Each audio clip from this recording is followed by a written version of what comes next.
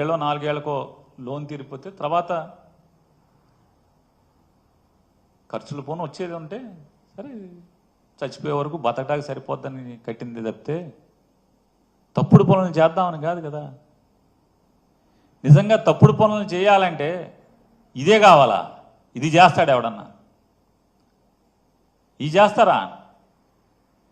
పోనీ నేనేమన్నా పిచ్చోడినా, లేకపోతే హ్యాబిచువల్ అఫెండర్నా? నేను అలవాటు పడిపోయినటువంటి నేరస్తున్నా?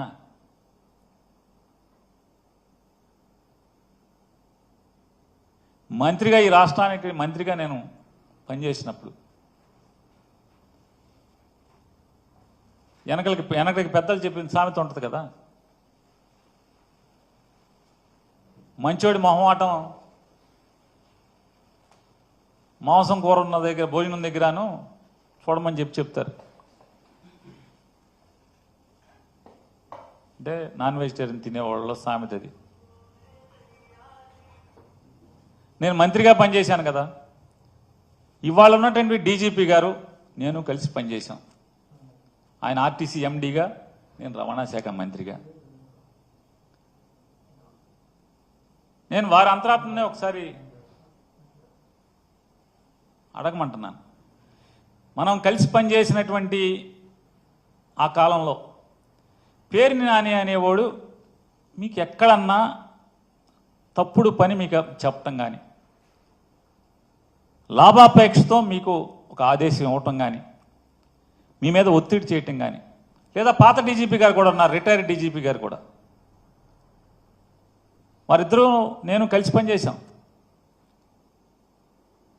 ఏనాడన్నా ఒక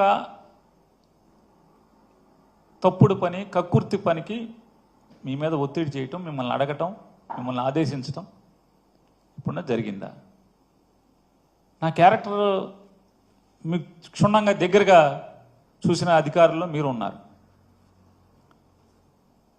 లేదు, రవాణా శాఖలో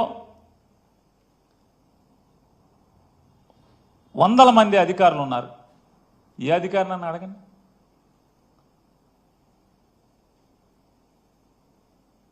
ఇవాళ నా గురించి చెడుగా మాట్లాడుతున్నటువంటి ఒక మంత్రి గారు, ఆయన తల్లకిందులు తపస్సు చేసి చేయని ప్రయత్నం లేదు. నా భార్య జయసుధ మీద కేసు కట్టించడం దగ్గర నుంచి ఆవిడని అరెస్ట్ చేయడానికి ఎంత ప్రయత్నం చేశాడో అంత ప్రయత్నం చేశాడు. కానీ ఏ మాటకు ఆ మాట దీంట్లో చెప్పుకుని తీరాలి. చంద్రబాబు నాయుడు గారు మాత్రం అతను ఎన్నిసార్లు కలిసినా, నాని భార్యను అరెస్ట్ చేద్దామని చెప్పి ఎన్నిసార్లు కలిసినా ఆయన మాత్రం పొరపాటును కూడా మైండ్ ఏమన్నా చెడిందంటే ఇంట్లో ఆడవాళ్ళకి అరెస్టులు చేయడం ఏంటి? మన టార్గెట్ పేరు నానిగాడు